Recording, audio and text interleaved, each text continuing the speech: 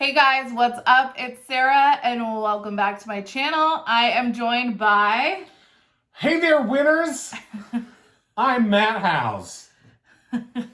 That is his sign-on for his podcast. So, Seeking Sister Wife. No, you mean Garrick's Tale and a couple other people who I don't care so much about. Yeah, so it's really interesting. Like, I want to talk about some of the other couples, but see, I don't. At the same time, the Snowdens are just like kind of going about. Let's go through the rigmarole real quick. This Snowdens I was just telling my lovely wife here my opinion on the show. Yeah. It's the Garrick and Danielle story. and Roberta. I'm horrible with names, so the Snowdens are a couple where for sure the wife is in charge, and it's not. There's no drama really. Like if the wife's not into it, it's not going to happen. And the guy's like, "Hey man, I'm just happy to be here," and that's fine. Yeah. Good, enjoy it. So you're not interested. I think the only drama there is that they are literally for 4 sister wives total. Yeah, but they're also just like thrusting their kids at like complete strangers, essentially. But like that's really, I mean, they're both super into being in a polygamous relationship, so that's not dramatic. It's just about finding the right fit. Right. So there's not a whole lot of drama. I'm not watching the show for them. And then we move on to Sidian, who you think with a name like Sidian, you would want to watch more. But they seem like a perfectly normal couple. I know how it started. Well, they kind of got sidetracked too by COVID. Yeah. So kind of sucks for them. And I guess this one girl they met, she was like the bartender that like ate shit and died, right? Because you don't want to be like super rude if there's like a camera crew around, but like... Yeah, but I'm not going to enter into a polygamous relationship because of the camera crew She never responded to their phone calls or something.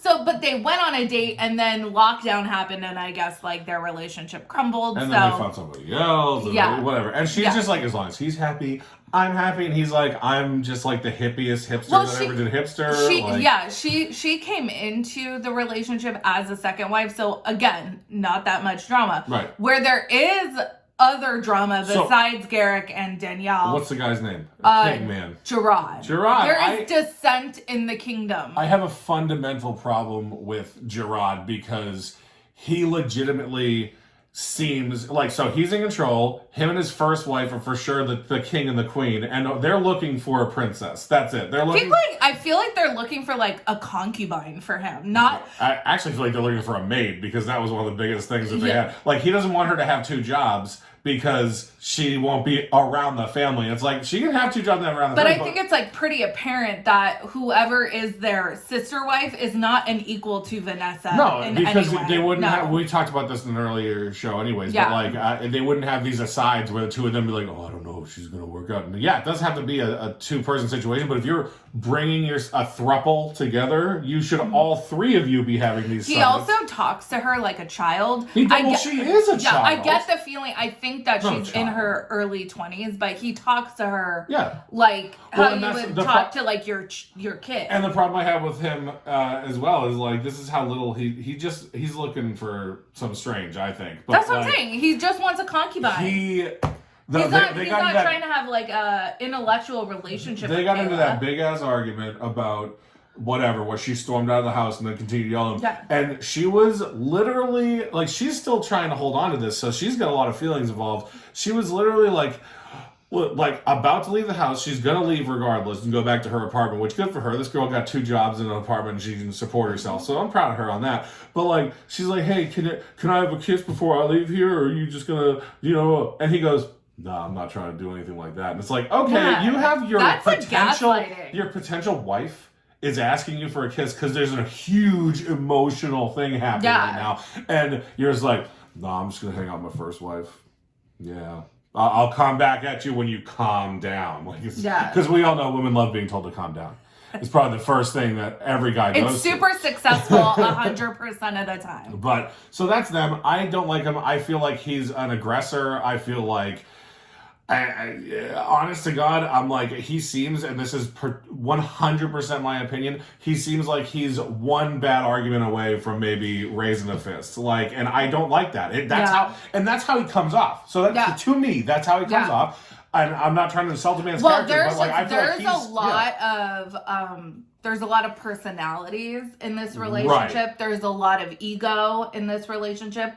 And the thing is I guess what a lot of these guys try to get away with this plural marriage is that they try to put it like, I'm all about like femininity. I'm all about feminism. This is about the woman. The only like, guy who actually... I'm just along for the ride, right? Like that's what Cody says the only Sister guy Wives. who actually does that is the Snowden guy, because he's like, I'm good. Right. No, but like Gerard is like, nah, I'm the king and I just want to fuck. Yeah.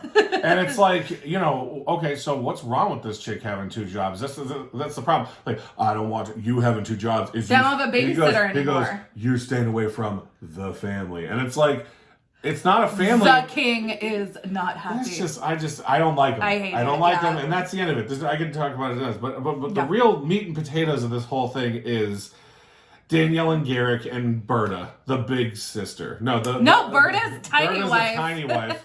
And Danielle... Berta's the hot Brazilian bombshell, and then we got dusty old hag Danielle. No, but this most recent episode further speaks to my point of he's 100% not doing this equally. He's not going to do a 50-50-50. I know that's not a real thing, but like... 33.33%. Right, but then you're off 0.3. Don't. It's pie. Don't worry about it. But like I'm just gonna skip to kind of more of the mid of the episode just for this comment in general. Is he's like, okay, after banging in private really quickly, and then the not telling her, and then Berta comes out at that dinner and says like Berta is a good force in this relationship. Sadly enough, like she wants to be upfront with sister wife, blah, blah, blah, but like Garrick's like, I think it's time for me and Berta to have some alone time. So you can work for me. You can do some business stuff while me and Berta go, and you're going to need your Brazilian bikini. Like, okay. And again, this is another episode where we were reminded that Garrick too has emotions. Which I feel like one doth protest too much. If you have to say, like, I have feelings. Did we just have the conversation about it where it's like someone saying that's so funny. Yeah. Like just if you have to say like I'm really emotional about it, it should just come across in your body language, but his body language is just like I too have emotions about this. Like a human. Oh, okay. We gotta ship it. Guys. Amazon. No, okay, so let's go back to the beginning of the episode a little bit. So it opens, Danielle is highly emotional. She's like crying, and they like literally put up one of those slates where it was like Garrick overheard her. Garrick overheard her and felt the need to come in. Nah. A PA said, hey, your wife is like literally crying because this is the dumbest fucking thing you've ever done. You're ruining the TV magic. You're ruining... Please go and talk to your crying wife. We need to get this on camera. No, so, okay. And then he refers to himself as husband. Husband really does enjoy these experiences. Oh my God. Ugh. Husband understands. Okay, so why that's funny is our daughter's favorite movie right now is Tangled, and there's the song Mother Knows Best where she goes, Mother understands. Mother Gothel goes, Mother understands, and we just like say that to each other throughout the day. But anyway, so like she's already upset, and she doesn't know yet that they like banged it out, and then she had to sleep in the sex sheets. She doesn't know yet. But so I want to point out that they had sex when she went to change out of her pajamas, so she didn't sleep in the sex sheets. She laid down afterwards with family on the sex sheets. Okay. Let's move on to Cabo, Dubai. In the category of cultural appropriation, this one takes the cake. And I Googled it just so I could know. camels are not native to Mexico or North America. No, they're pretty much I believe that's Egyptian. And there's like some South Asian regions where camels are.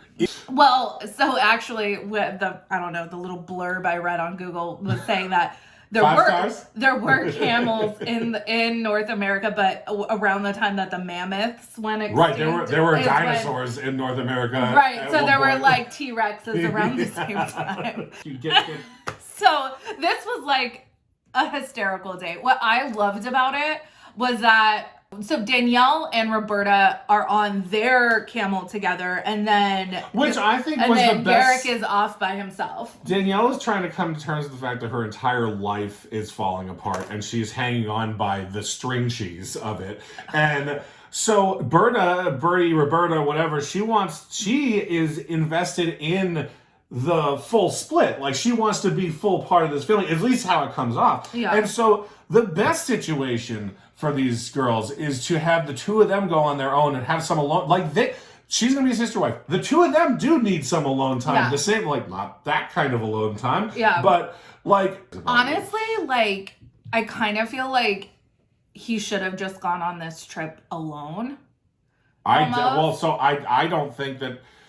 I don't think Danielle would have let him, because she's trying to hang on to this marriage, and I feel like this alone trip would have been far worse. Okay, so like, she would have come back with baby and belly. Let me back up a minute. Yeah. The purpose of this trip is not for the three of them to spend time together. Even though that's what it should be. That's what it should be. But what is actually playing out is this is a bang trip for him and Roberta, and Danielle just has to witness it. And I feel like it's torture for her. Yeah. So I feel like if his intention was to go on a bang trip, he should have just gone alone. No, but if he's going to sell the idea, not that apparently he has to sell the idea of anything to his now ex-wife, because what he says goes, which is a ridiculous marriage premise. It's ridiculous that, like, they threatened with divorce once before just probably because he got into a stupid argument. Like, I don't like that fact that it's like he holds all the cards. So this relationship is problematic for me from start to finish, regardless of the plurality of it. Like, that's not the worst part of it. Yeah. But, like, I don't think that if he went there alone that she would feel any better. She would just be in America knowing, like, basically confirming that he's banging this chick the entire weekend. Like, no fun trips on a camel. Like, I'm sure she set up all the touristy things because he literally bought the hotel. I mean, she is the one he goes to for office work. We saw. Well, I have to hang out with sister now. I need Roberta all to myself. And can we all just appreciate that Google Translate allows us to have these conversations? Like, we would never be able to hear from this couple, like the 90 Day Fiancé people, like, but no, now we can have drama in all languages. And so one of the things I actually think is that he fetishizes Roberta and her culture, and I think it's easier for him that they don't have to have like intellectual conversations, and that they can just have like literally text chats, like fundamental like utilitarian conversations through Google Translate. Well, and then they can just bang it out. Well, I think he's very manipulative. I think that they got married very young. I'm not sure how old he was, but we know that Danielle was 19 when they got married. And they constantly show that picture of her and him kissing at their wedding. Right. And it's like, and it just drives the facts. Well, I think they've had a lot of ups and downs in their marriage. Yeah. I think for Danielle, this is a last-ditch effort for her to keep her family together. Yep. This guy said in 15 years or 13 years of marriage, he wants to get another wife. She should have just been like, well, you go ahead. I'm going to take the kids and go somewhere else. And I'm like, actually, that's a good point, because I think that she actually does have a upper hand in a way, because of the fact that his family has completely disowned him. The only family that he has at this point is her family. And they have been married for 13 years. So they have to have some sort of relationship, right? Right. So he is risking losing the remaining family that he has and his kids. Okay, but let's think about that for a second. He couldn't give two shits about losing his own biological family. Yeah. That's like being like, hey, I don't hang out with those people anymore. Now I hang out with these people. Yeah. Like, I don't think he has. I'm not kidding when I feel like he has a sociopathic tendencies, because he does not show any expression of emotion throughout a literal divorce trial. Like, just his absolute repulsion when the server offers Danielle the baby maker tequila. We didn't even talk about that. Talk about that. Talk about baby maker tequila, where he's like, none for that old hag. Yeah. Give it all to Roberta. But like we said that we're not having any babies before the rings are put on. And I mean, does it really matter? They're already baying it out. Yeah, but in that same conversation, we find out that, or she finds out that they had sex. Oh, and then it's like, are you saying that you guys, her shock? So what are you guys saying, that you had sex? And he's like, yeah, I did. And she's like, Great. And in her head, I'm picturing, there's a scene from SpongeBob SquarePants where his inside head, like, is a bunch of people running around burning and everything's on fire. That's what I'm picturing. Like, that her head is like, holy shit, like, this is real now. Well, and now real. And now she is, like, in real time on the show is deducing the fact that they went behind her back. It's a betrayal of trust. It's deception for sure. And she's like, and then I slept in those sheets. Yeah, and she's coming to that realization with us, and it's really sad. It's sad, and I'm like, I swear to God, like, this is. I'm almost offended that TLC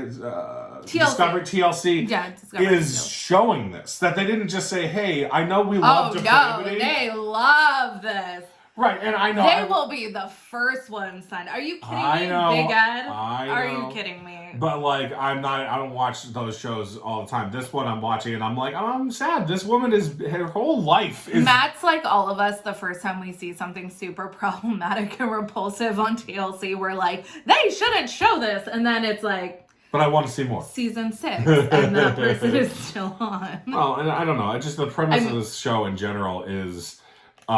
foreign to me. I'm not saying that you can't. I've said this before. You can do whatever you want. You're not hurting me, but you're hurting someone. Yeah. In this instance, besides the Snowdens, and I think besides Sidian and Tasha. Yeah, the King. I just no. King. No, that's the. Oh, they're the Joneses. That's the Clark. I think. No, Sidian and Tasha. I think that they are all super consenting and want to be in a polygamous family. Right. The other all ones, built around I don't know. Mutual trust. And then it's like, if you're not all in it equally, then you're not in it at all. Like then it's not fair. And if God called you, whatever your rationale is, did he call Colette? Well, if he called you to live this lifestyle, he certainly did not call you to emotionally neglect your wife. No. Right? Nope. So, I don't know. Anyways, you guys, that was the latest episode. We're gonna... I need to decompress. I got enough of this.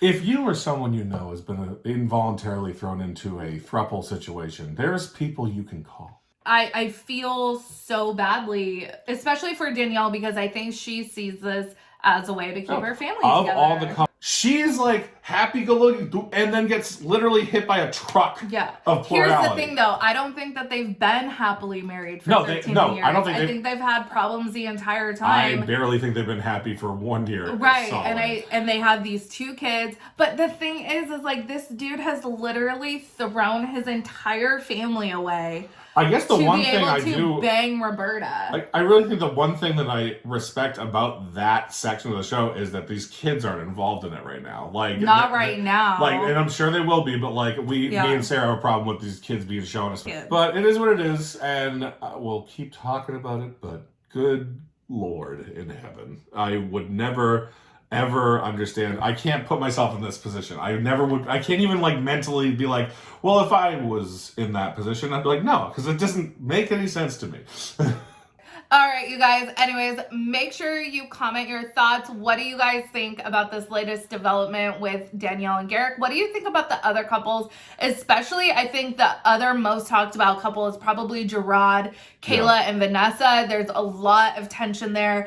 I don't think, it doesn't appear that they're together anymore. So we will see how that plays out on the show. Make sure you follow me on Instagram and Twitter at Reality Squad. You can check out Matt and his podcast. I host a parenting podcast. Used to be called Shits and Giggles, a podcast for dads, but the advertisers didn't like that name. No, so now don't. We are Dad Ventures in Parenting, and I give parenting advice. You can find us anywhere podcasts are found. You can locate us on the social media, on Dad Ventures IP. At everything, and that's it. Yeah, well, if you're interested, it's not just for dads, but it's definitely promoting positive fatherhood vibes, which is something that is not very often represented. So. Yeah, okay. So definitely check that out if you're a new parent. I think any new parent could benefit from your sage words of wisdom. Anyways, you guys, make sure you leave a comment, follow me on all the media, follow him on all the media, and I will see you in the next video. Take care. Have a good one. Bye-bye. God bless.